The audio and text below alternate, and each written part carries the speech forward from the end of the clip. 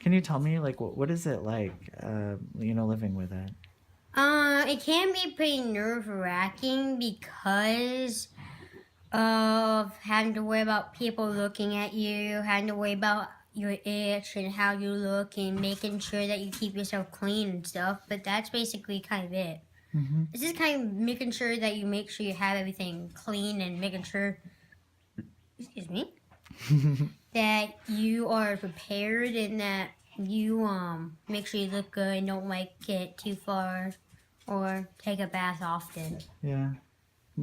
Do you do you feel like having it has taught you anything, or that you've learned I something from it? I guess kind of controlling it's a little easier as you grow up, but that's kind of it. You don't really learn it. It's kind of just learning how to control and try to make it better and less itchy. Yeah. What and let's see. And do you I guess ever worry about like what your skin can do, or like I am worried of it that if I don't take care of it at all, eventually I'm just gonna have infection everywhere, and it's uh, gonna be bubble after bubble everywhere, and it's uh, gonna not turn out good for Spencer here. yeah. How do people treat you? Good. They're a little bit kind of like freaked out. Not freaked out, but a little bit kind of afraid. Not afraid, but some of them are kind of a little nervous at first when you first meet them.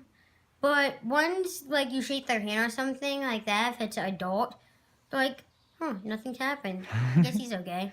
Yeah. But yeah, I guess they're a little freaked out the first time you meet them because they expect it to be contagious or expect it to be like chicken pox. Mm.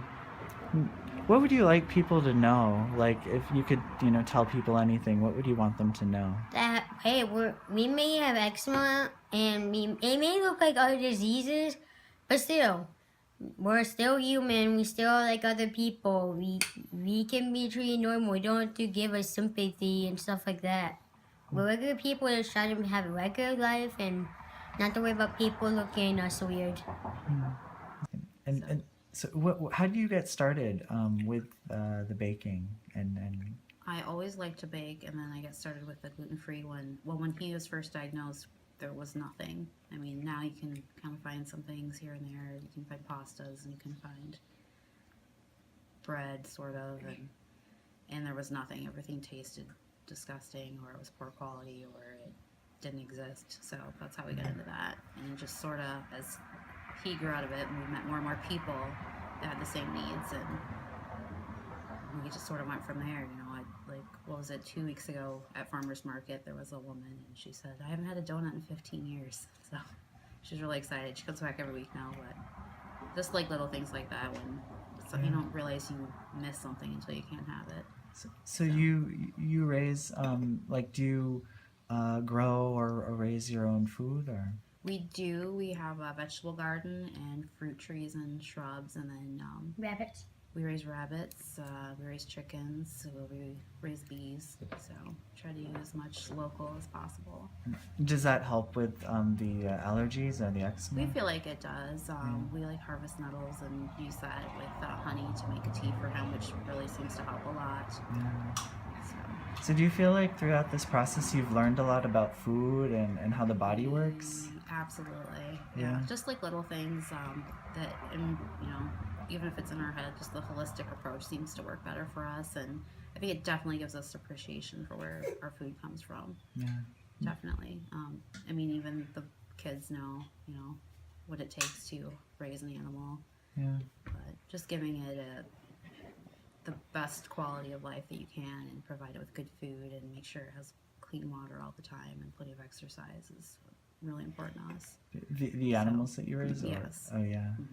And then we purchase animals that we can't raise from other people that we are able to go in and interact with these animals that are ranging and eating quality diet and having a quality life. Like Spencer knew his turkey personally last year from Thanksgiving. So that was nice. So do you ever feel like you might be able to like write a book with all the stuff that you've learned? I've been asked a lot. A lot of people, I feel like, especially with our presentation, I feel like permaculture and homesteading, especially urban homesteading, is something so many people want to try, Yeah. and they get so completely overwhelmed. Where it's, I make mistakes still. I've been doing this for years, and I'm still learning, and I'm still making mistakes. And there's this whole community of people that are more than willing to share, and we would love to be able to do that. And that's something that we've been working towards as far as our goals, is we would like to open a place eventually that does provide food that has realistic options. As far as, it's so hard to go out to eat if you have celiac disease or any kind of food intolerance, and people don't take it seriously because of all the fat diets or whatnot. So just to have a gluten-free deli where you could pick up sandwiches for lunch, or you could pick up a side salad or soup, or whether you're vegan, just someone that's knowledgeable. And then we would love to be able to teach people how to do your own permaculture, how to start a garden, or if you have a little bit of space, or how to start raising chickens, or how to properly butcher an animal, humanely, or how to preserve your own food. We do a lot of dehydrating, we do a lot of canning, we do a lot of freezing, and so just to teach people how to utilize those skills, things that have kind of been forgotten over the years. Yeah. So.